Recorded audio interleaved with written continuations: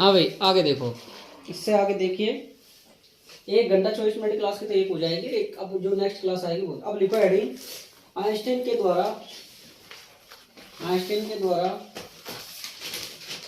प्रकाश विद्युत प्रभाव का स्पष्टीकरण। आइंस्टीन के द्वारा प्रकाश विद्युत प्रभाव का स्पष्टीकरण। आइंस्टीन के द्वारा प्रकाश विद्युत प्रभाव का स्पष्टीकरण। आइंस्टीन के द्वारा प्रकाश विद्युत प्रभाव का स्पष्टीकरण। देखो भाई आइंस्टीन ने क्या किया, तीन ये जो समीकरण दिए, जो निकाला है समीकरण, प्रकाश विद्युत प्रभाव की व्याख्या की। तो इस समीकरण के आधार पर उसने 2-3 निष्कर्ष निकाले इस समीकरण को लेकर। अब उसने क्या क्या निष्कर्ष निकाले हैं वो निष्कर्षों को अपन यहाँ पर पढ़ें, ठीक है। देखो आगे ऑनलाइन वाले बच्चे सुन लो भाई, क्लास कंप्लीट कर लेना, मैं पहले बता रहा हूँ, फोड़ फाड़ दूंगा पूरी तरीके से। तो लिखो, वैज्ञानिक आइंस्टीन ने अपने प्रकाश विद्युत समीकरण के आधार पर वैज्ञानिक आइंस्टीन ने अपने प्रकाश विद्युत समीकरण के आधार पर निम्न स्पष्टीकरण दिए। अपने प्रकाश विद्युत समीकरण के आधार पर अंक 4 है ना फुल। अरे वाह, प्रकाश विद्युत समीकरण के आधार पर निम्न स्पष्टीकरण दिए। पहला लिखो, देखो भाई, पहला, यदि आपका ये आवृत्ति दहली आवृत्ति से क्या आवृत्ति से बड़ी हो। पहला लिखो भाई,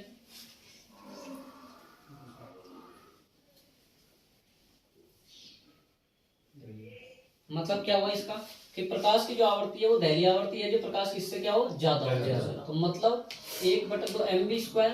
ध्यान सुनो भाई, ये गतिज ऊर्जा होती है आपके पास, होती है नहीं होती है। और इसके बराबर क्या आया था, new minus new not formula आया था नहीं आया था। जब ये ज्यादा है इससे तो नेगेटिव है, तो मन बराबर अपने पास मान क्या आएगा, ऋणात्मक। भाई एक बात सुनो, आपके पास आपके प्रकाश की आवृत्ति ज्यादा है, तो ये इससे भी ज्यादा है, ये इससे ज्यादा है, तो ये क्या है ऋणात्मक। मान लो ये 1 है, ये 3 है, 1 में से 3 गया, 3 माइनस कर दो, माइनस से तो बचेगा। तो लिखो इसको एकदम। तो इसका मतलब समझाते हैं कि फोटोन की आवृत्ति दहली आवृत्ति से अगर कम है तो समीकरण से स्पष्ट होता है कि इलेक्ट्रॉन की गतिज ऊर्जा ऋणात्मक होती है, परंतु ऐसा होता नहीं है।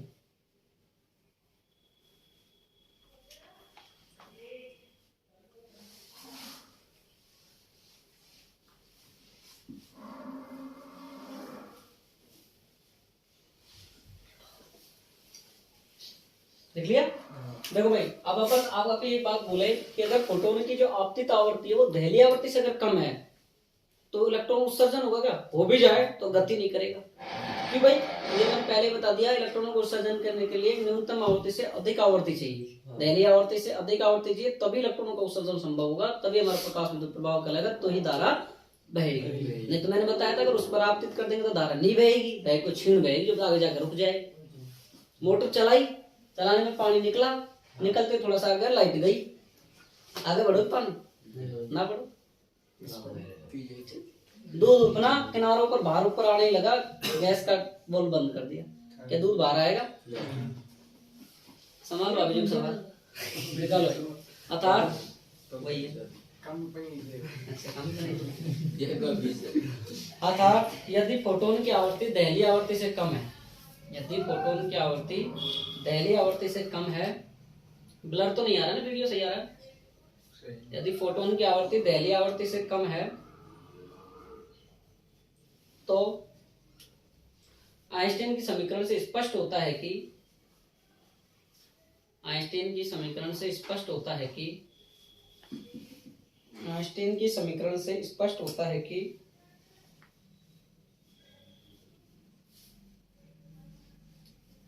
इलेक्ट्रॉन की गतिज ऊर्जा ऋणात्मक होगी।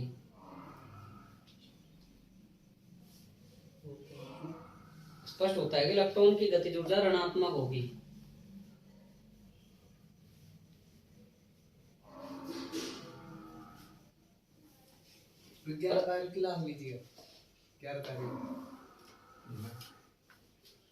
परंतु ऐसा होता नहीं है।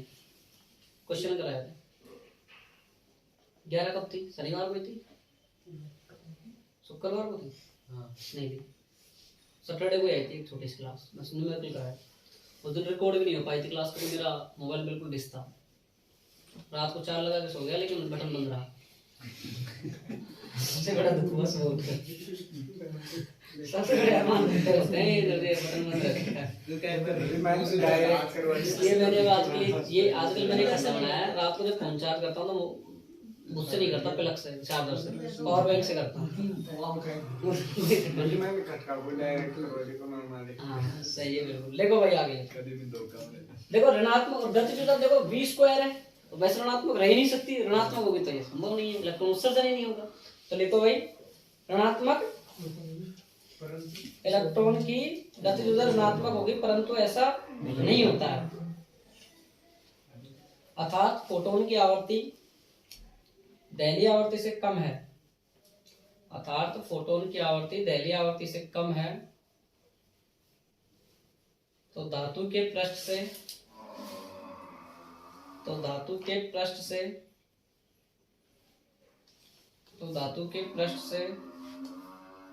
इलेक्ट्रॉन बाहर नहीं आएगा।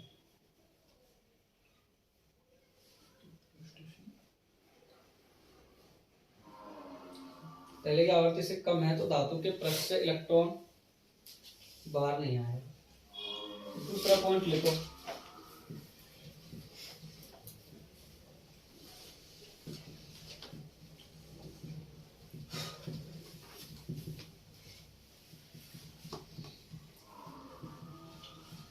देखो भाई ये ज्यादा है, आपतित फोटोन की आवर्ती दहलीय आवर्ती से क्या है, ज्यादा है, तो इलेक्ट्रॉन निकलेगा भी और गति भी करेगा। यही तो बात बताई थी मैंने कि निश्चित आवर्ती दहलीय आवर्ती से अधिक आवर्ती का प्रकाश आपतित कराते हैं, तो इससे क्या निकलेगा, इलेक्ट्रॉन निकलेगा भी और गति भी। 26 जनवरी बहुत दूर है। दाने घटनाएं वो पहले पूछ चुका, इसलिए बता रहा है, अपनी भूमिका हो। लिखो, तिलकेश की बीवी का नाम आज से क्या है, भूमिका। लिखो भाई, पहला उसका क्या नाम था तिलकेश में, भूल गया। निशा, नाम तो ठीक है। लिखो, निशा तिलकेश। हाँ सही, बिल्कुल सही है। गुरजी गणेश क्या होगा, तो तू जाने वो जाने भाई। लिखो भाई, इसको लिखो,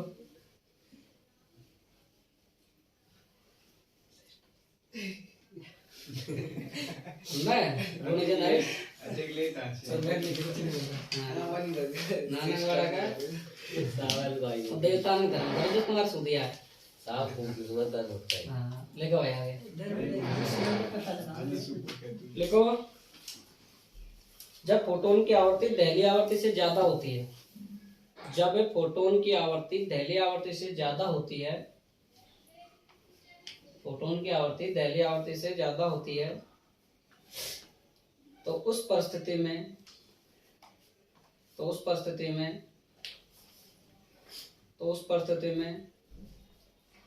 इलेक्ट्रॉन की गतिज ऊर्जा धनात्मक होती है।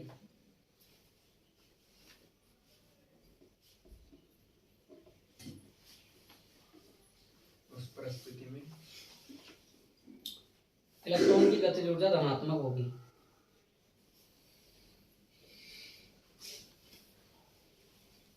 अतः स्पष्ट है कि धातु के पृष्ठ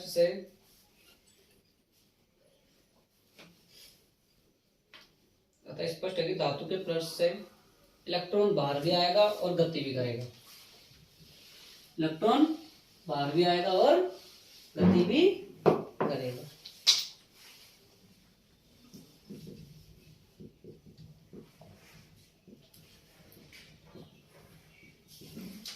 हाँ भाई इधर देखो कि जब हमारी आपतित फोटोनों की आवर्ती दहलीय आवर्ती के बराबर हो जाती है तो गतिज ऊर्जा कितनी हो जाएगी, शून्य हो जाएगी। देख लो यहाँ न्यू नॉट है तो न्यू नॉट बराबर न्यू लिख देंगे, ये भी न्यू आएगा, न्यू माइनस न्यू क्या आ जाएगा, जीरो। अर्थात यदि दहलीय आवर्ती आपतित फोटोनों की आवर्ती दहलीय आवर्ती के बराबर होगी तो हमारी गतिज ऊर्जा कितनी हो जाएगी भाई साहब, शून्य हो जाएगी। हो जाएगी नहीं हो जाएगी, तो शून्य हो जाएगी क्या आवर्ती, चेक करो एक बार, चेक करो भाई,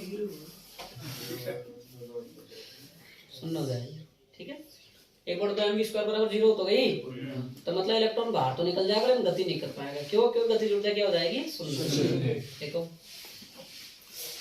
ये लिखो, ये लिखकर लिखो अर्थात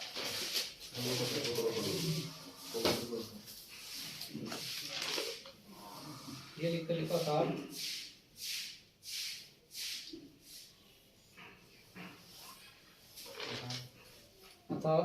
जब फोटोन की आवर्ती दहली आवर्ती के बराबर होती है, बैठ जाता है यहाँ से। जब फोटोनों की आवर्ती दहली आवर्ती के बराबर होती है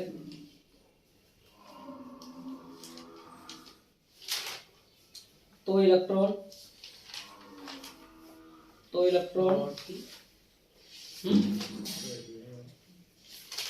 बराबर होती है, तो इलेक्ट्रॉन धातु के पृष्ठ से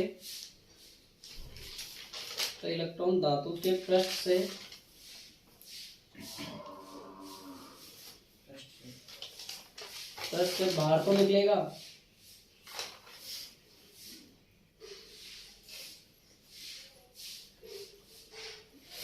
परंतु गति नहीं करेगा।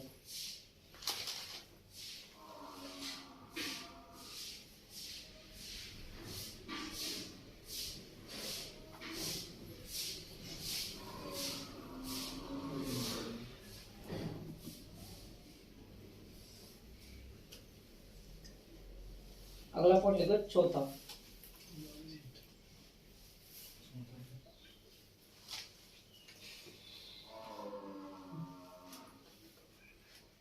देखो भाई कि आइंस्टाइन के अनुसार एक फोटोन केवल क्या करता है? एक इलेक्ट्रॉन ही उत्सर्जित करता है। एक फोटोन क्या करता है भाई? एक इलेक्ट्रॉन ही उत्सर्जित करता है। अपन जैसे एक फोटोन आपतित कराए तो संपूर्ण फोटोन क्या करता है? उस इलेक्ट्रॉन को दे देता है अपना, और उस इलेक्ट्रॉन पर डिपेंड करता है कि वो कितने इलेक्ट्रॉनों को उत्सर्जित करें। तो एक फोटोन से क्या होता है? एक इलेक्ट्रॉन का ही उत्सर्जन होता है। लिखो इस पॉइंट को, लिख लो। लिखो भाई, बोर तो नहीं हो रहे हो? आइंस्टाइन के अनुसार एक फोटोन केवल एक इलेक्ट्रॉन से ही अनुक्रिया करता है।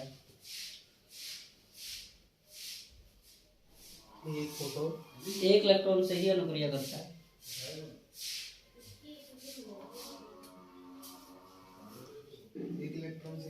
अनुक्रिया करता है। तो इस अनुक्रिया में फोटोन अपनी संपूर्ण ऊर्जा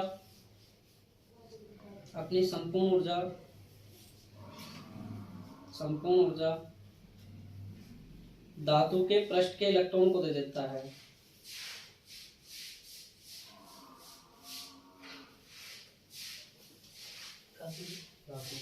पृष्ठ के इलेक्ट्रॉन को दे देता है।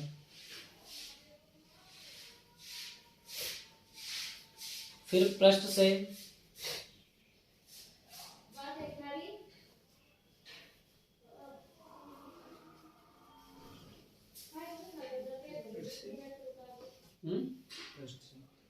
वही इलेक्ट्रॉन बाहर निकलता है। अर्थात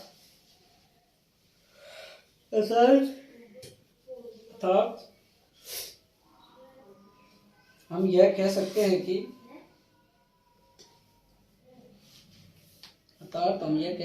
कि धातु के पृष्ठ से उत्सर्जित होने वाले इलेक्ट्रॉनों की संख्या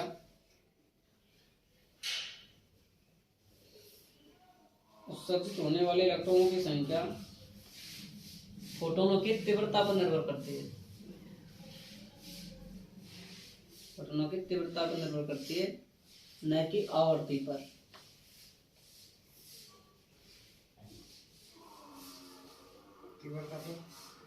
निर्भर करता है, न कि आवर्ती पर।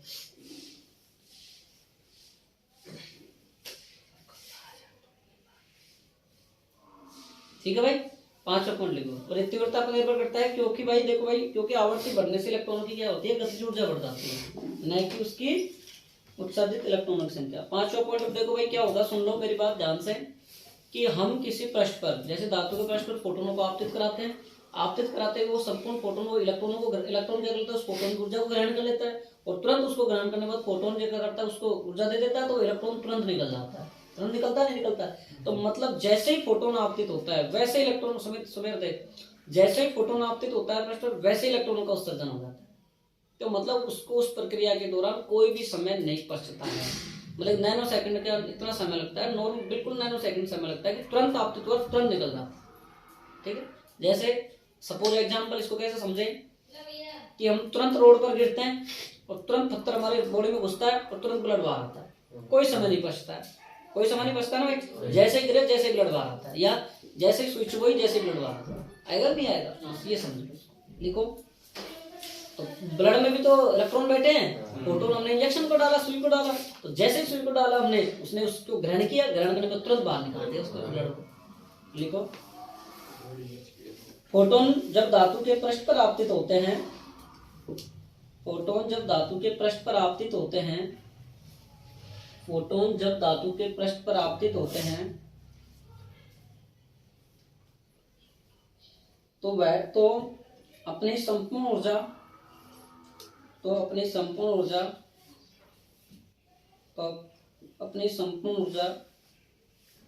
धातु के पृष्ठ में उपस्थित इलेक्ट्रॉन को दे देता है। संपूर्ण ऊर्जा धातु के पृष्ठ में उपस्थित इलेक्ट्रॉन को दे देता है। धातु के पृष्ठ में उपस्थित इलेक्ट्रॉन को दे देता है, इलेक्ट्रॉन को। एवं जैसे ही फोटोन इलेक्ट्रॉन पर आपतित होता है, एवं जैसे ही फोटोन इलेक्ट्रॉन पर आपतित होता है,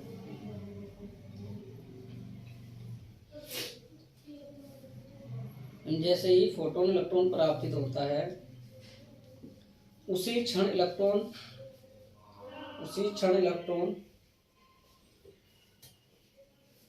इलेक्ट्रॉन पृष्ठ से बाहर आ जाता है।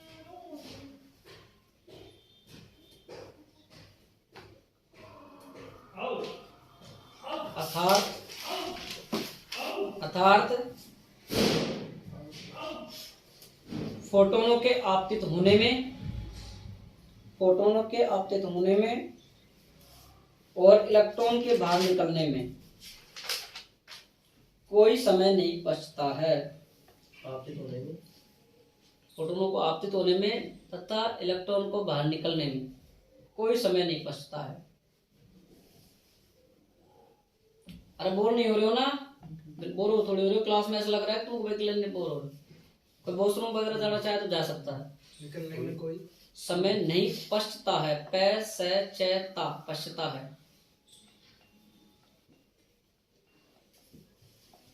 अब लिखो भाई, एक अच्छा टॉपिक पढ़ा रहा हूँ, बहुत अच्छा है, बोर्ड एग्जाम में आता भी है। यहाँ तक के टॉपिक दोनों बोर्ड एग्जाम के आंसर है।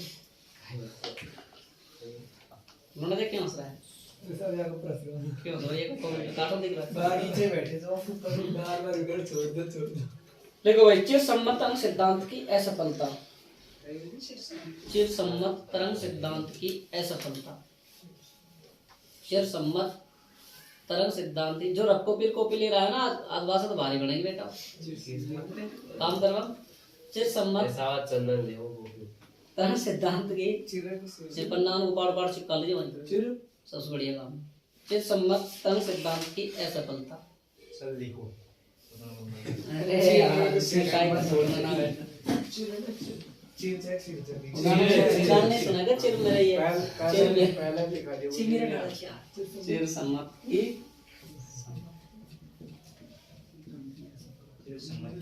सिद्धांत की असफलता। अर्थात इसी हेडिंग में दूसरा नाम लिखो, प्रकाश विद्युत प्रभाव तथा तरंग सिद्धांत।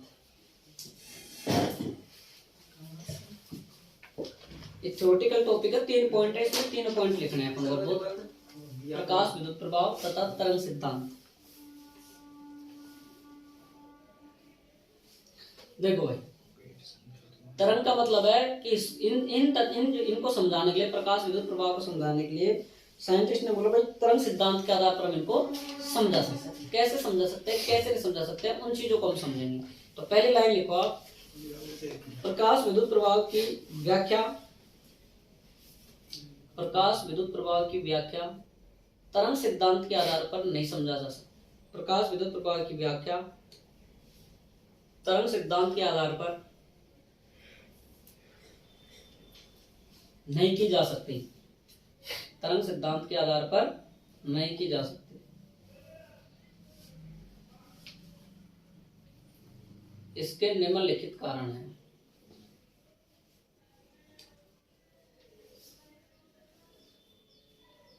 एक एक कारण लिखा रहा हूं, एक एक को समझा रहा हूं, ठीक है भाई। बहुत अच्छे समझेंगे, बहुत अच्छे से लिखेंगे। पहले लिखेंगे, यदि धातु पर आपतित होने वाले, यदि धातु पर आपतित होने वाले, यदि धातु पर आपतित होने वाले प्रकाश की तीव्रता को बढ़ाएं तो, प्रकाश की तीव्रता को बढ़ाएं तो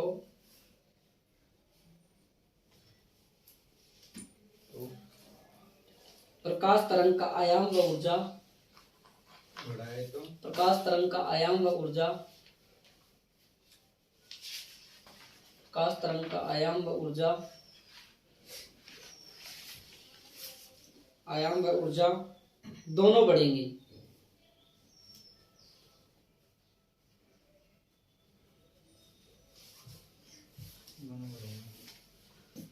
फलस्वरूप धातु से उत्सर्जित होने वाले,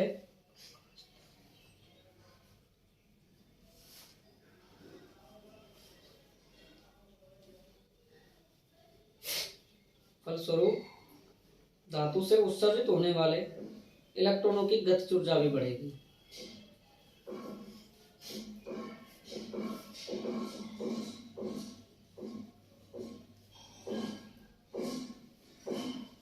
परंतु प्रकाश विद्युत प्रभाव तथा प्रायोगिक फल, प्रकाश विद्युत प्रभाव तथा प्रायोगिक फल इससे भिन्न है।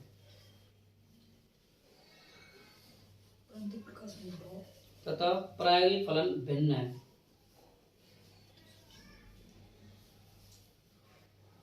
अर्थात धातु से, अर्थात धातु से उत्सर्जित होने वाले, धातु से उत्सर्जित होने वाले इलेक्ट्रॉनों की गतिज ऊर्जा भी बढ़ेगी। सॉरी एक मिनट, हाँ नहीं, धातु से उत्सर्जित होने वाले इलेक्ट्रॉनों की गतिज ऊर्जा आपतित प्रकाश की, उत्सर्जित होने वाले इलेक्ट्रॉनों की गतिज ऊर्जा आपतित प्रकाश की तीव्रता पर निर्भर नहीं करती है। प्रकाश की तीव्रता पर निर्भर नहीं करती है।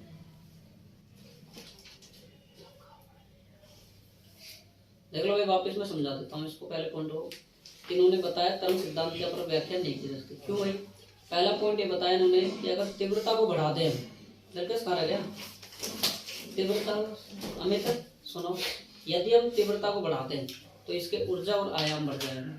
ऊर्जा और आयाम बढ़े, सीधी सी बात है, गतिज ऊर्जा बढ़ेगी उसमें। लेकिन प्रकाश विद्युत प्रभाव का प्रायोगिक फंक्शन तो अलग ही चीज कह रहे हैं कि जैसे आपने धातु के पृष्ठ पर फोटोन आपतित कर दिए तो उनसे इलेक्ट्रॉन उत्सर्जन होंगे। तो उनसे बताया भाई गतिज ऊर्जा जो अपने पास में इन्होंने बढ़ाई है, आपतित प्रकाश की जो गतिज ऊर्जा है वो तीव्रता पर निर्भर नहीं करती है, आवर्ती पर निर्भर करती है। जब तो हमने बोला कि दहली आवर्ती से अधिक आवर्ती का प्रकाश आपतित कराते हैं तो इलेक्ट्रॉनों का उत्सर्जन होता है। यही हमारा प्रकाश विद्युत प्रभाव, ये तो बोला है हमने।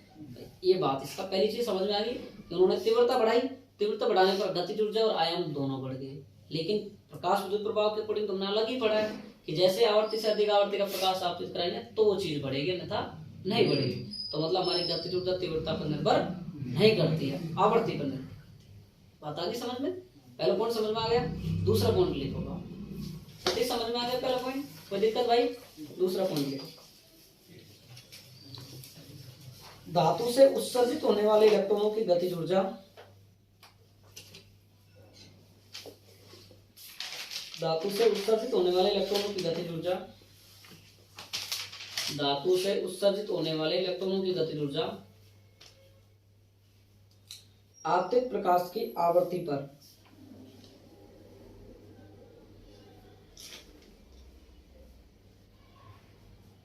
धातु से उत्सर्जित होने वाले इलेक्ट्रॉनों की गतिज ऊर्जा आपतित प्रकाश की आवर्ती पर निर्भर करती है।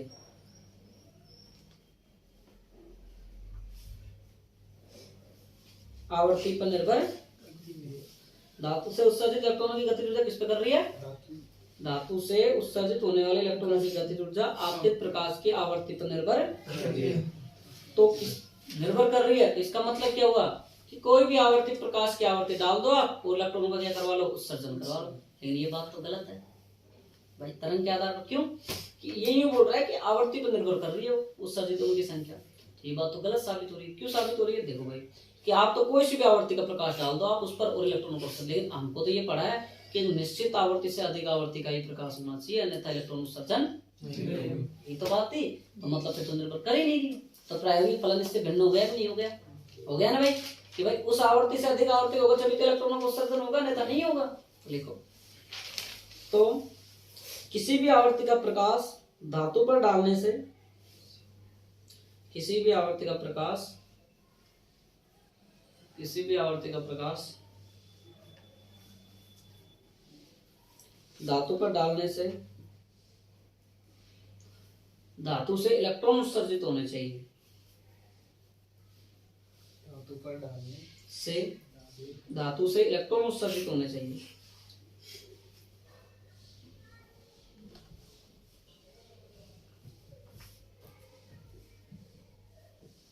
परंतु प्रकाश विद्युत प्रभाव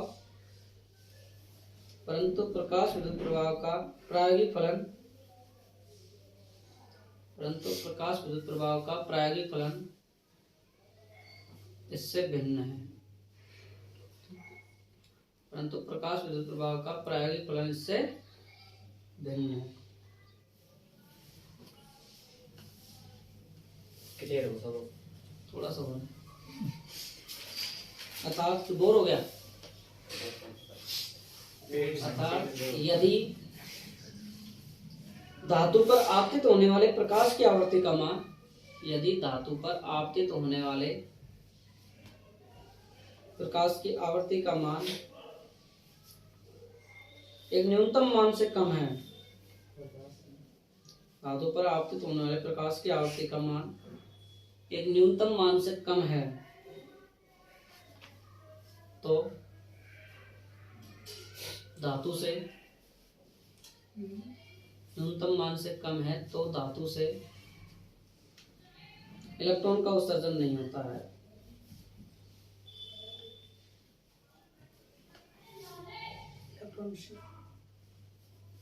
धातु से इलेक्ट्रॉन का उत्सर्जन नहीं होता।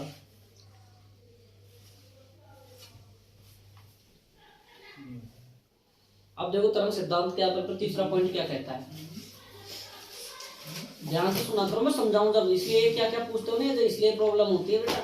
ध्यान सुनो, देखो भाई तीसरा पॉइंट क्या कह रहा है कि हमने धातु के पृष्ठ पर फोटोन आपतित कराए, तरंग के हिसाब से तो तरंग तो फैलती है, फैलती है तो मतलब वो जैसे वो हमने आपतित करा दिया फोटोन, तो वो सारी सारी ऊर्जा सभी इलेक्ट्रॉनों को मिलनी चाहिए।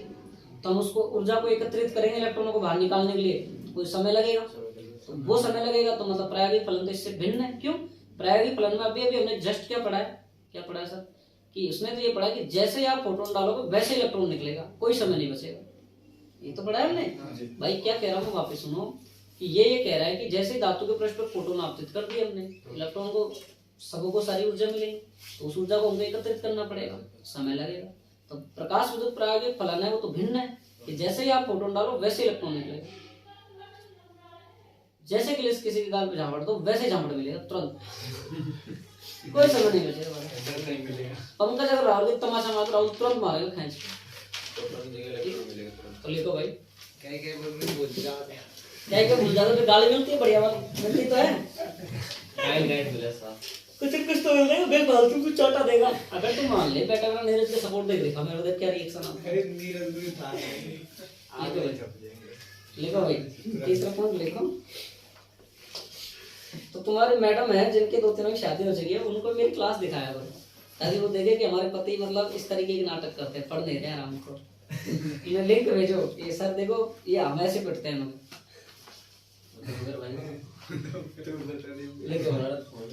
लिखो भाई, जब धातु पर प्रकाश डालते हैं जब धातु के पृष्ठ पर प्रकाश डालते हैं, जब धातु के पृष्ठ पर प्रकाश डालते हैं तो ऊर्जा धातु के सभी इलेक्ट्रॉनों को मिलनी चाहिए। तो ऊर्जा धातु के सभी इलेक्ट्रॉनों को मिलनी चाहिए।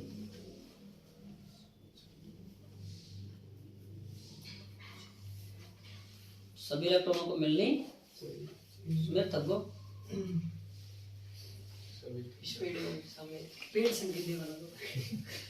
मिलनी चाहिए। फलस्वरूप इस ऊर्जा को एकत्रित करने में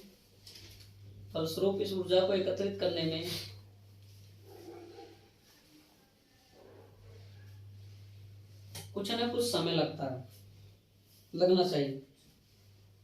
कुछ न कुछ समय लगना चाहिए, परंतु प्रकाश विद्युत प्रभाव का प्रायोगिक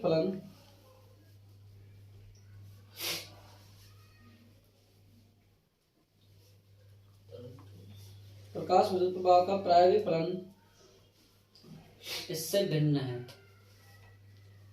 प्रकाश विद्युत प्रभाव का प्रायोगिक फलन इससे भिन्न है।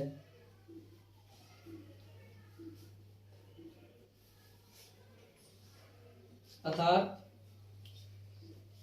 धातु पर जैसे ही प्रकाश डालते हैं,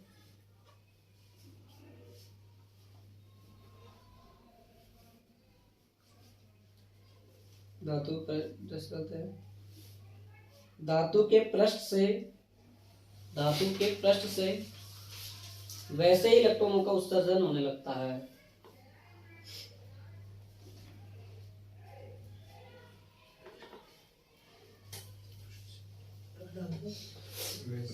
वैसे ही धातु के पृष्ठ से वैसे ही इलेक्ट्रॉनों का उत्सर्जन होने लगता है।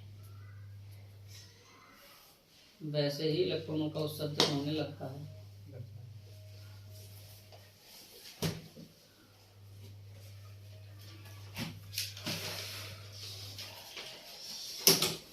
अब लिखो भाई एक छोटी सी डेफिनेशन दहली तरंग। देखो मैं फिर बता देता हूँ, 4 डेफिनेशन है।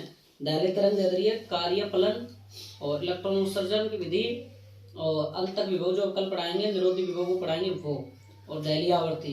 इनमें से एक परिभाषा जरूर एग्जाम में आती है, 4-5 में से। तो लिखो दहली तरंग दे रही है, दहली तरंग दे रही है।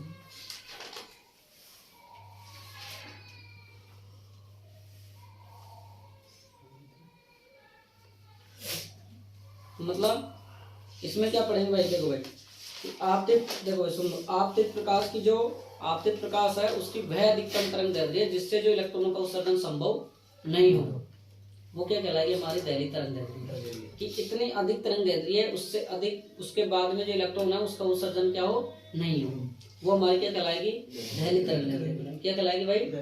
थ्रेशोल्ड फ्रीक्वेंसी कहलाएगी। ठीक है, हमारी दहली तरंग दैर्ध्य। पंकज क्या कहलाएगी? कि आपतित प्रकाश की वह अधिकतम तरंग दैर्ध्य है जिससे अपना इलेक्ट्रॉनों का उत्सर्जन संभव नहीं है, और जिस वह न्यूनतम आवर्ती जिससे अधिक आवर्ती प्रकाश इलेक्ट्रॉनों का उत्सर्जन होता है वो क्या कहती है? दहली आवर्ती।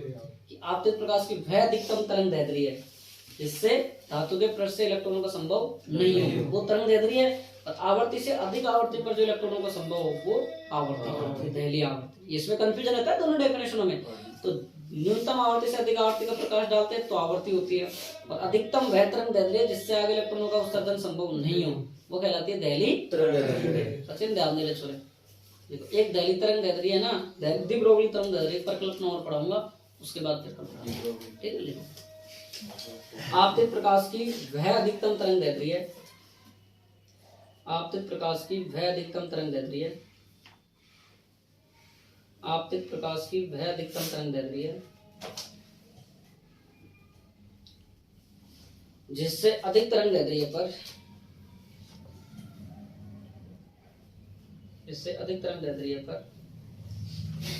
धातु के पृष्ठ से अधिकतम तरंग दैर्ध्य पर धातु के पृष्ठ से आपतित प्रकाश की वह अधिकतम तरंग दैर्ध्य है जिससे अधिक तरंग दैर्ध्य पर धातु के पृष्ठ से धातु के इलेक्ट्रॉनों का उत्सर्जन संभव नहीं हो पाता है।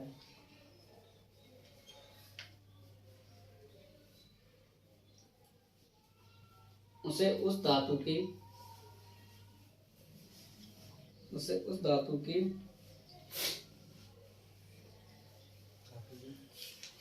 दहली तरंग दैर्ध्य कहते हैं।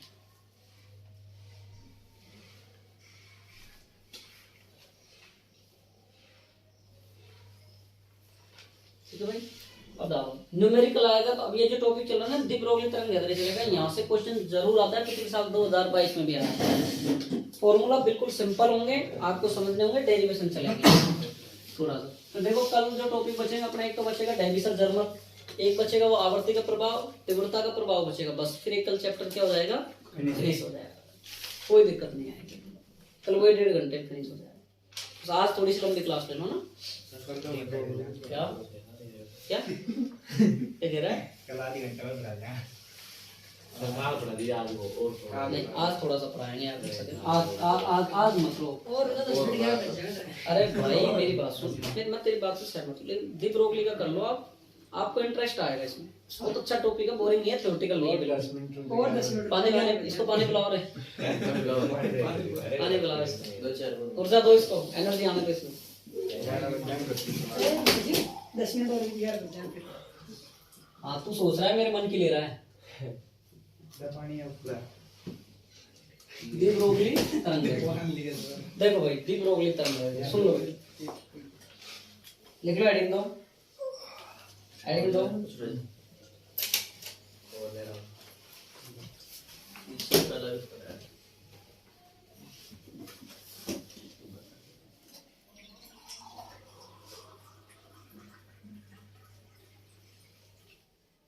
देखो भाई सुनो भाई,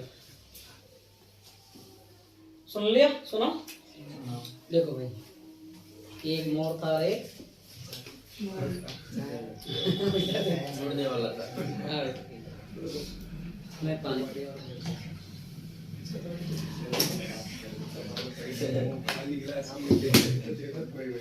सुनो भाई, सुनो भाई कि दी ब्रोगली नामक एक साइंटिस्ट था। देखो भाई, ओ भाई ये टॉपिक बहुत महत्वपूर्ण है, वेरी इंपॉर्टेंट टॉपिक है, मैं प्लीज इसको अच्छे से समझ लो आप, बहुत गजब का टॉपिक है। मैं कह रहा हूँ यहाँ से क्वेश्चन आएगा कि दी ब्रोगली नामक वैज्ञानिक ने बताया, क्या बताया कि इससे संबंधित जो गतिशील जो कण तरंग है। देखो भाई ध्यान सुनेंगे, पी लो पहले फटाफट, पी लो पानी, पी लो पहले फटाफट।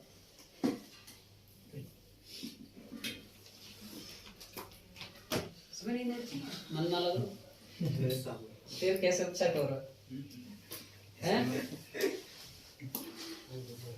मन भी लगेगा, तन भी लगेगा, सब कुछ लगेगा, आने दो वक्त को। नहीं मैं पी लिया। देखो भाई सुनो भाई, गतिश वैसे इसका फायदा है कि आज बच्चे कमाए नहीं तो हल्ला करते हैं। सबसे बढ़िया आज पाठ चल रहा है ना, नहीं ऐसे पढ़ाने नहीं देते हो वो, अरे सर पता है तो हमारी तो स्कूल ही रह गई। बासड़ा बड़ा चिल्ला। देखो कि गतिशील द्रव्य कण से संबंधित एक तरंग होती है। दी ब्रोगली नामक वैज्ञानिक ने बताया कि गतिशील द्रव कण होता है, उससे संबंधित एक तरंग होती है, उसको दी ब्रोगली तरंग दैर्ध्य है। इसकी जो तरंग दैर्ध्य है दी ब्रोगली के अनुसार तरंग दैर्ध्य है वो संवेग के व्युत्क्रमानुपाती होती है। कैसी होती है भाई? संवेग। बेटा ध्यान से पढ़ना, ये टॉपिक बहुत बहुत बहुत मोस्ट है। फिर कह रहा हूँ, लगातार कह रहा हूँ, एकदम आप एनर्जेटिक होकर इसको ध्यान दें। तो आपकी जो तरंग दैर्ध्य द्रव कण से द्रव्य गतिशील द्रव्य कण से संबंधित एक तरंग होती है, वो हमारी क्या कहलाती है? दी ब्रोगली तरंग। और इसकी जो तरंग दैर्ध्य लैम्बडा, वो आपकी संवेग की क्या होती है? व्युत्क्रमानुपाती। जब हम व्युत्क्रमानुपाती का चिन्ह हटाएंगे तो h/p आएगा, जहां h क्या है भाई साहब? प्लांक नियतांक। और h का मान आपको पता है 6.623 गुणा 10 की पावर माइनस 34 जूल सेकंड। ठीक है साहब। अब एक बात देखो, ध्यान से सुनो भाई, बहुत अच्छे समझेंगे भाई। समीकरण नंबर क्या आ गया? फिर हम जानते हैं, क्या जानते हो भाई? वी नाउ कि k बराबर होता है सर 1/2 mv स्क्वायर होता है। धीरे बोलो, आराम से बोलो। अब हम इसमें क्या करते हैं, ई बराबर लेंगे, ठीक है, जरूरत पड़ेगी। तो इसको मैं क्या करूं भाई, इसको मैं m से ऊपर नीचे गुणा कर दूं, कोई दिक्कत थोड़ी है। चलो मैं पहले इसको इससे गुणा करता हूँ, 2e बराबर क्या आ गया mv। मुझे क्या चाहिए, p का मान चाहिए मुझे भाई, मुझे क्या मान चाहिए, मेरे पास यहाँ से p का मान चाहिए। तो अब देखो p का मान क्या जाएगा, p बराबर तो mv होता है, लेकिन यहाँ तो mv स्क्वायर है, बात नहीं बन रही। बात बनाने के लिए क्या करेंगे, m से दोनों तरफ, अब क्यों गुणा किया पता लग गया ना, क्या आ गया 2m m स्क्वायर, और चूंकि p बराबर क्या होता है mv, तो p स्क्वायर बराबर क्या हो गया m स्क्वायर v स्क्वायर। तो 2me बराबर क्या आ जाएगा p स्क्वायर, और ये क्या आ जाएगा 2me बराबर क्या आ जाएगा p। आ गया कि नहीं आ गया, समीकरण नंबर 2 को कहाँ रख दूं, कितना आ जाएगा, लैम्बडा बराबर h अंडर रूट कितना आ जाएगा भाई साहब 2m, ये आ गया आपका इनपुट। बताओ कोई दिक्कत आई, कोई दिक्कत आई भाई, लिखो। वैज्ञानिक डी ब्रोगली के अनुसार, वैज्ञानिक डी ब्रोगली के अनुसार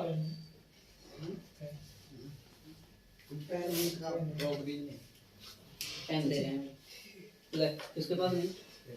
वैज्ञानिक डी ब्रोगली के अनुसार प्रत्येक प्रकार के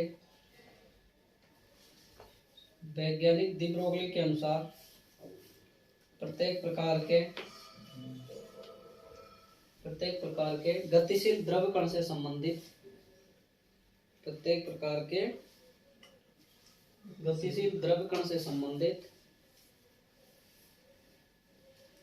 एक तरंग दैर्ध्य होती है, जिसे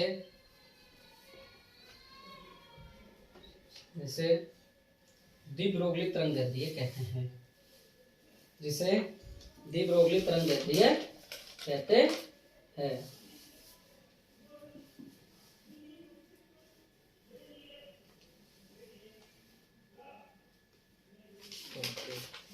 देखिए इस डी ब्रोगली तरंग की तरंग दैर्ध्य, इस डी ब्रोगली तरंग की तरंग दैर्ध्य, इस डी ब्रोगली तरंग की तरंग दैर्ध्य संवेग के व्युत्क्रमानुपाती होती है। ये उतारो फटाफट, जल्दी उतारो स्पीड से। संवेग के तरंग की तरंग दैर्ध्य संवेग के व्युत्क्रमानुपाती होती है। हाँ जी उतारो, ये फॉर्मूला आपको नींदों में भी याद रहना चाहिए।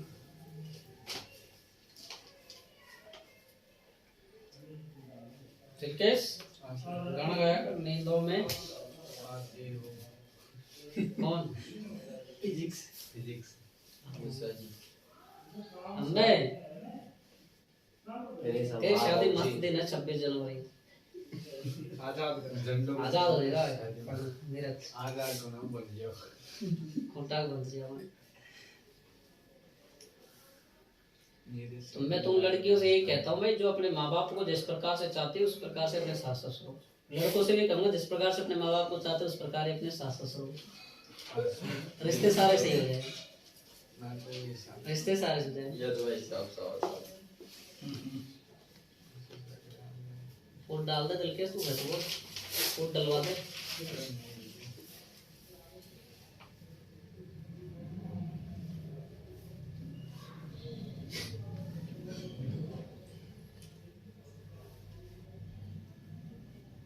जब कह रहा हूँ आधे ज्यादा गांव के बच्चे जो पढ़ रहे हैं ना 70% के नेक्स्ट ईयर तक शादी हो जाएगी, मेरे पास नेक्स्ट ईयर तक कार्ड आने लग जाएंगे, वो से देनी नहीं। पंकज सिंह फलाना पहले सैनियों की जल्दी होती थी, लेकिन आजकल सैनिक समाज बहुत समझ गई है, आजकल बहुत अच्छी पढ़ रही है और बहुत अच्छे समझदार भी हो चुके हैं। समझ गया। हाँ नहीं मैं सच बता रहा हूँ, अब बहुत, और मेरे हिसाब से आने वाले टाइम में इनका दबदबा बहुत अच्छा हो जाएगा, बहुत अच्छे पढ़ रहे हैं इनके लोग, क्योंकि इनके माँ बाप चाहे कितने ही गरीब हो लेकिन बच्चों को पढ़ा रहे हैं। कई समाज ऐसे जिनके पास पैसा होते हुए भी नहीं पढ़ा रहे, और होता है जिनके लगा रही वो गधे पढ़ते नहीं है। जैसे फतेह को देखो, पंकज बासला को देखो, चेतन को देखो। दादागिरी में। हाँ, ये गलत है ना ऐसा। क्यों? उनके पिताजी बेचारे खूब पैसा लगा रहे हैं लेकिन वो नहीं पढ़ते। पापा क्या करे बेचारा, बताओ। पापा बेचारा काम करेंगे, धंधा करेंगे, इनकी ध्यान रखें। सबसे बड़ी बात है आपको जो काम करने के लिए पढ़ भेज रहे हैं वो सबसे पहली बात मस्ट है भाई, उसको पढ़ो आप।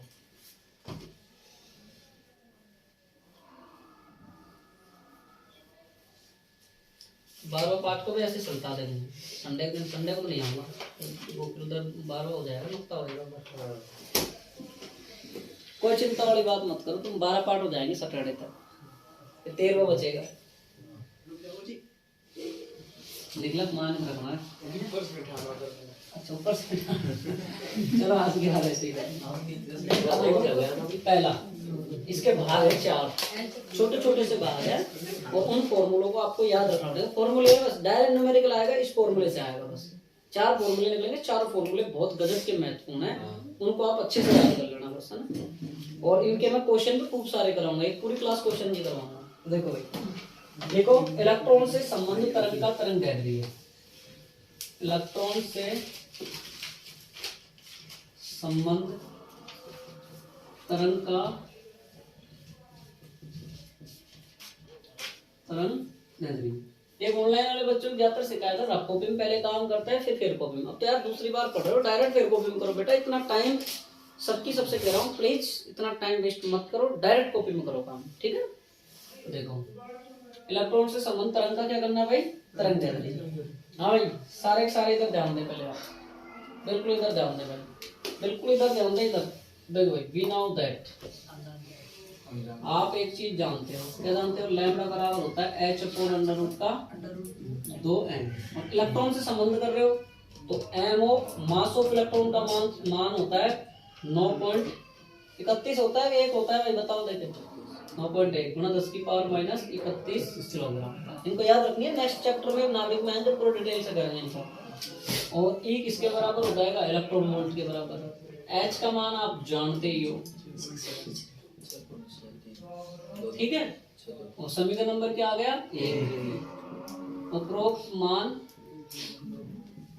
1 में, ठीक है। तो लैम्बडा बराबर 6.62 गुणा 10 की पावर माइनस अंडर रूट 2 गुणा 9.1 10 की पावर माइनस 31। और आप जानते हो इलेक्ट्रॉन बराबर कितना होता है? गुणा 10 की पावर माइनस 19 कूलम, ठीक है भाई। 1.6 गुणा 10 की पावर माइनस 19। और क्या आएगा? वी आएगा नहीं आएगा भाई? वी आएगा ना। इसको जब कैलकुलेट करोगे, जब डायरेक्ट आपको फॉर्मूला याद रखना है 12.27 बटा अंडर रूट वी और एंगस्ट्रॉम। आपको लगा क्या 6.623 तो कोई बात कोई फर्क नहीं पड़ रहा है। जब आगे मान रखना फिर करता हूं आगे करता हूं। अरे गलत होना है भाई, चिंता मत कर। यहाँ पर ये पॉइंट नहीं, एक अंक को आएगा जो उसको फर्क ना पड़े, ले लीजिए, तेरे को ज्यादा दिक्कत आएगी। और अगर आपको ऐसा फॉर्मूला दिया हो, एक में बता देता हूँ -10, क्यों? एक एंगस्ट्रॉन बराबर कितना होता है? 10 की पावर माइनस 10 मीटर। तो ये मान आ जाएगा मीटर। दोनों फॉर्मूले याद होना चाहिए। अब दूसरा देखो, बोर्ड पे दिख रहा है, दिख रहा है ना। प्रोटॉन से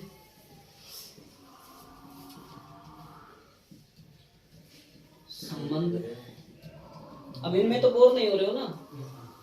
तरंग का देखो, आप भूखे बैठे हो, मैं भी भूखा हूँ, मैंने कुछ नहीं खाया, चिंता मत करो, तुम्हारे साथ ही हूँ। तुमसे तो जल्दी उठ के आया हूँ मैं, तुम तो 6-7 बजे उठे होंगे। मैं भी 5 बजे उठा। अब तेरे को तो डर था कि तू कौन सा क्लास आता है, दिल के तू नहीं आता। मैं लिख के दे दूं कागज पर, नहीं आता।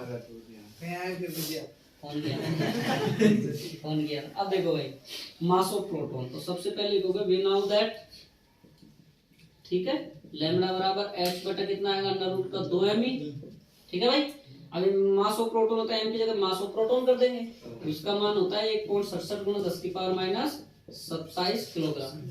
E बराबर क्या होता है? eV, इसको लिख देंगे माइनस का 19 कूलम, ठीक है। और V तो आएगा ही आएगा, ठीक है भाई। और क्या बचा? H का मान 6.623 गुणा 10 की पावर, दिख रहा है ना? ठीक है, दिख रहा है वीडियो? सारे मान कहाँ रख दोगे? समीकरण एक में। उपरोक्त मान एक में रखने को लिख लेना।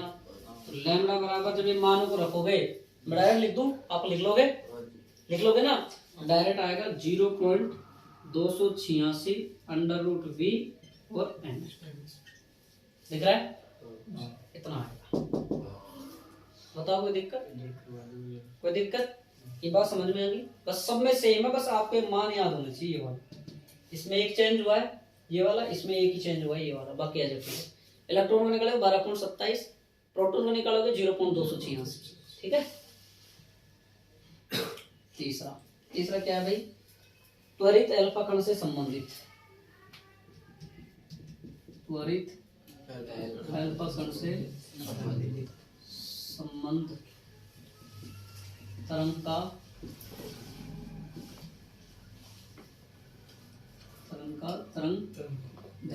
ठीक है भाई। अब देखो भाई, ध्यान से देखो भाई, वी नाउ दैट, चाहे तो आप ये नहीं लिखो तो लिख सकते हो कि हम जानते हैं कि प्रत्येक द्रव्य गतिशील द्रव कण से संबंधित एक तरंग होती है, इसी तरंग गदरीय कहते हैं। चलिए फॉर्मूला लिख दो, क्या?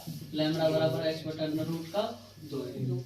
अब देखो भाई, अब थोड़ा सा मुश्किल है, थोड़ी चीजों को याद रखना पड़ेगा। देखो भाई, ध्यान से पढ़ोगे कि इसमें जो मास ऑफ एल्फा है, मास ऑफ एल्फा आएगा, एल्फा कण से संबंधित है तो आएगा। ये होता है भाई 4 मास ऑफ प्रोटॉन के बराबर। ये ध्यान रखना कि प्रोटॉनों का जितना द्रव्यमान होता है ना, उसके 4 गुना होता है। एल्फा कण होता है, वो प्रोटॉनों का जो द्रव्यमान होता है उसका कितना होता है? इसका द्रव्यमान कितना होता है एल्फा कण का? कि प्रोटॉनों के द्रव्यमान की कितना होता है भाई? ये 4। और जो इसका जो आवेश होता है इसका एल्फा कण का, ये 2 गुना होता है।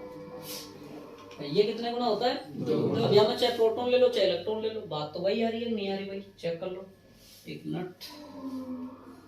बस आएगा, प्रोटॉन था ना, तो ये इसके बराबर आ जाएगा। किसके बराबर? प्रोटॉन।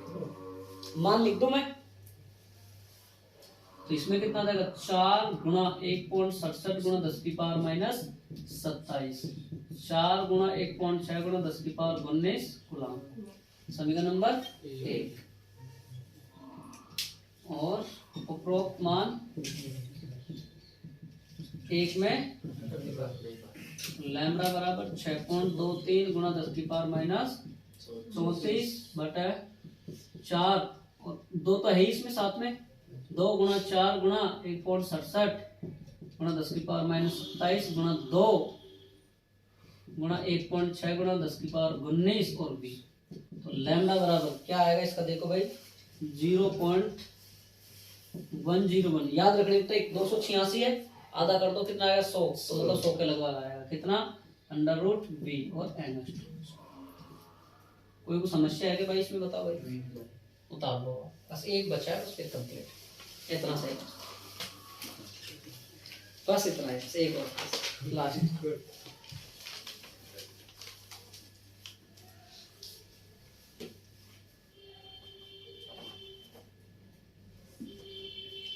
लाल तुम्हारे लाल को इंसान बना दे, दुनिया पूरी इतना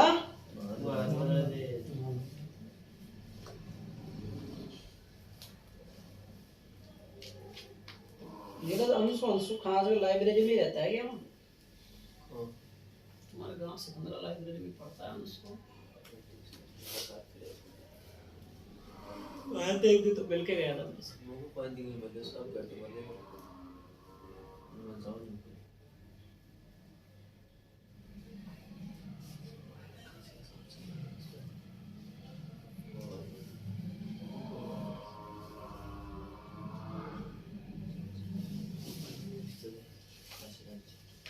मेरा स्टूडेंट है, ऐसेदारी नहीं है। अरे ताला डंसू रस्तारी पास निकाल ले भाई। जो राजस्थान पुलिस में, बीएसएफ में, सीआरपीएफ।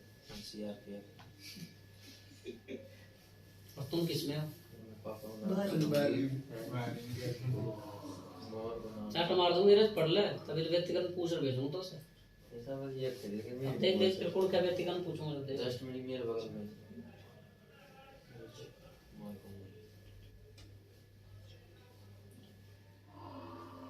जस्ट साइड पे है, जाए जब मिलके आना। सड़क है वो ओनली बोल चिपली बोल क्या कह रहे हो? सड़क वाले रोड बने कर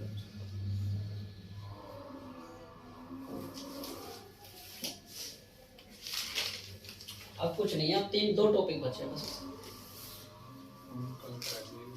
कल ही कराऊंगा तो काल आगे करो जी हैं, काल करो जी शाम करो ठीक है कल ही कराऊंगा। गुरुजी ने तेरी बात मान ली। तुम्हारी अगर क्षमता हो तो और ले लो 12 पत्ता। मेरे साथ मतलब मैडम बोल दे पका रही खाओ कौन सी पीटीए मैडम? हाँ वो डंडा देगी बहुत देगी एक क्लास पोस्ट हो जाएगी क्लास टीचर खाता है कोई दिन से खा लेटा रहा है सारे 10 जाओ। बजे का टाइम है कितने जाओगे स्कूल तुम में से? पीटीए मैडम चीची जब जिंदगी में तो हम पीटीआई एग्जाम और जाएंगे।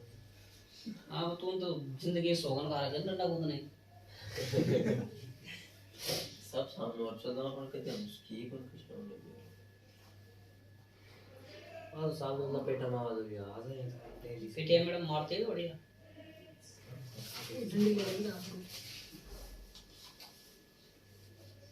पीटीआई टीचर ने भाजामा एब्सेंट लाग गई ना लागा में एक्शन लगी होगी लगी हो तो ना जी जी पहुंच रहा हूं ना आवाज में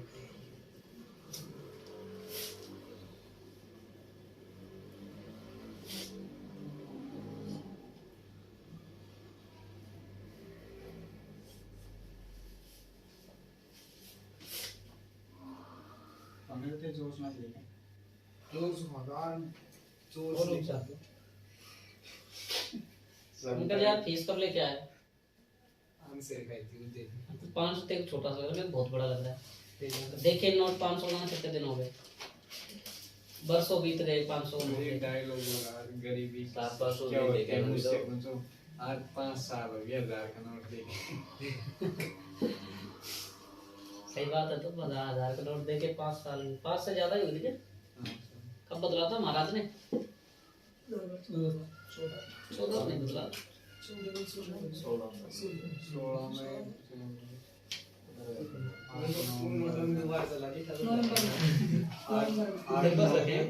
में ये कि 8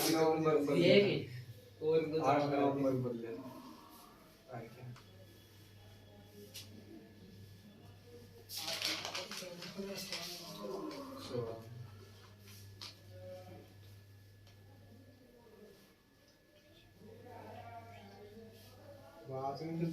महात्मा गांधी 5 बैठे हम फिर निक्सी खा जाए लाल किला देख अरे तुम्हारी गलती है भाई। इनको याद रखना, देखो इलेक्ट्रॉनों का 12.27, प्रोटॉनों का 0.286 और त्वरित अल्फा कण का 0.101। कल पूछूंगा इनको मैं सूत्रों को, और कल तो भाई जो आया ना वो याद करके याद आइयो, नहीं तो कल तो बहुत अच्छे से कुटाई करूंगा कसम से। यार काल हो तो बाल दिवस बाल दिवस को तो हाथ दे तो बढ़ा भेजूंगा, तुम पढ़ो तुम बिल्कुल। परसेंट मिटा दो भाई, इधर का मिटा दो, इधर का ले भाई डाल दियो 30 मत मिटा ये मिटा दूं? या मैं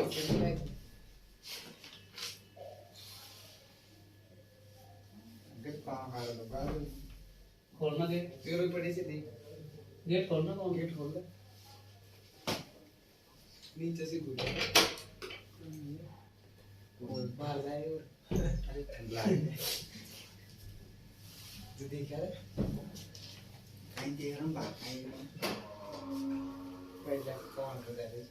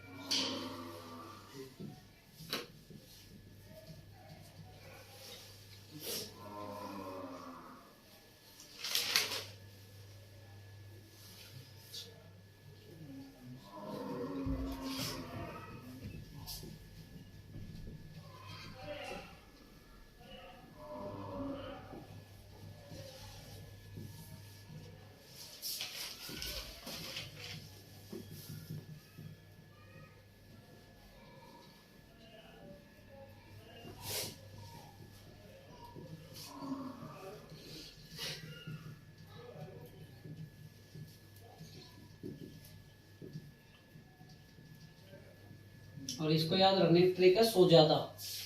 101 था ना वो, 202, 100 बढ़ा दो 202 हो जाएंगे। ठीक है ड्यूट्रॉन मॉडल। हाँ भाई इधर देखो ड्यूट्रॉन मॉडल देखो लो भाई, उतार रहे हो कभी? उतार लो तो समझा दूंगा। ठीक है पहले साइड वाला उतार लो फिर उतार लेना इसको तो ना।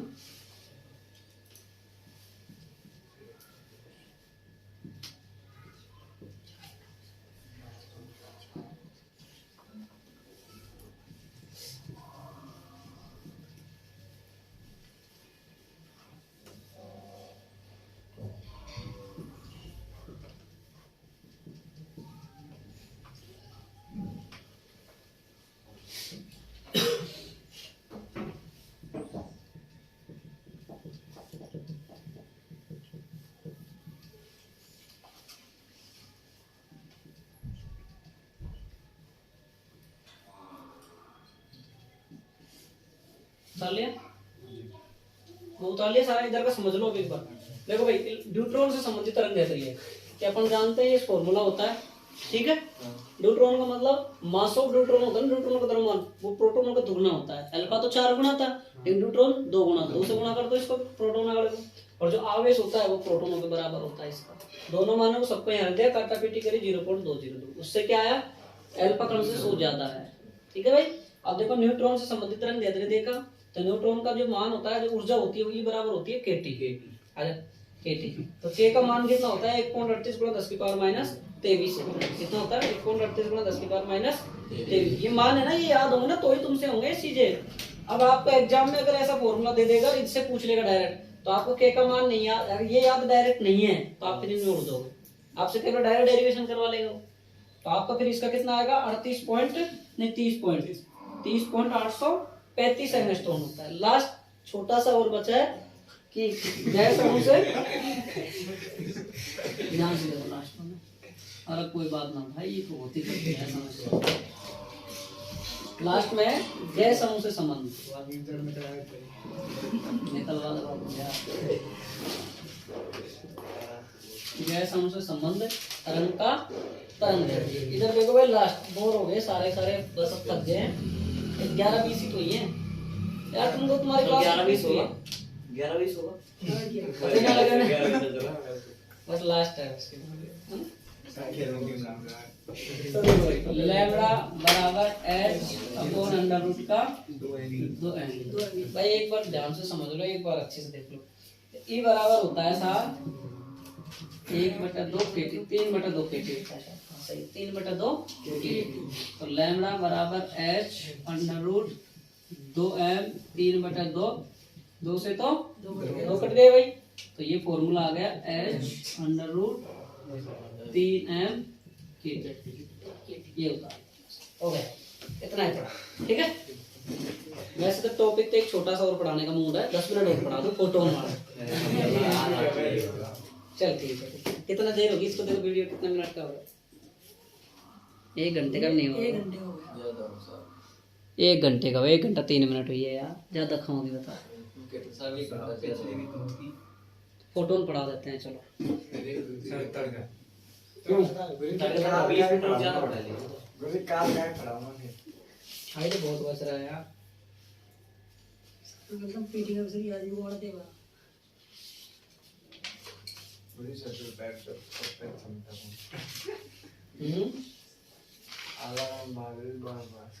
क्यों क्यों बदला लो खावा दाओ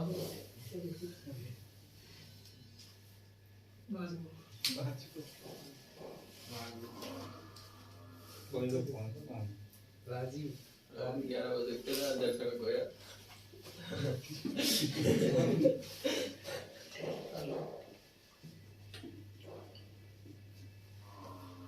छोटा सा पढ़ा दूं? चलो चलो पहले उतार लो फिर सोच लो।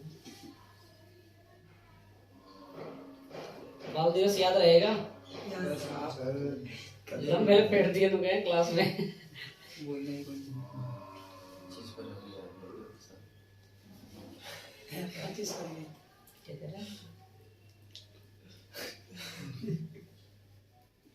सुमेर तो कैसे छोटे छोटे मुंह कर रहे हो भाई, भूख लगी? या गैस रखो आराम बना रखा। देख ले काटो। दिल केस को जाना दिल केस तो 5 करोड़ ज्यादा। केक उठा ले तो क्या हो।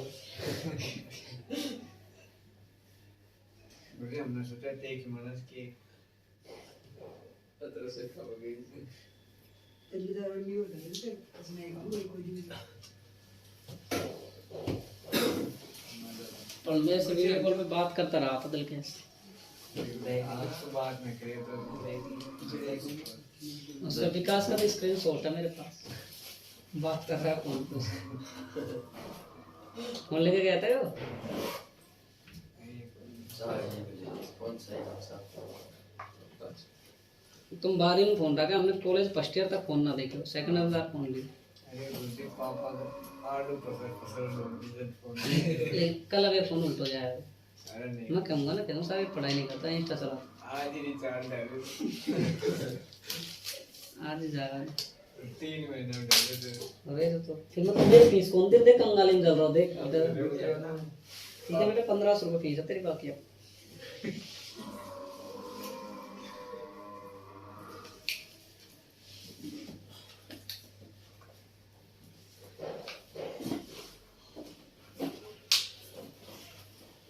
हमें क्या प्रदीप को सरकार यार फीस दवाया था अरे जल्दी दिलवा। ठीक है तो इतना ही पढ़ाएंगे ना। तो एक बार पुनः आप सबको बाल दिवस की हार्दिक शुभकामनाएं मेरी तरफ से, ठीक है।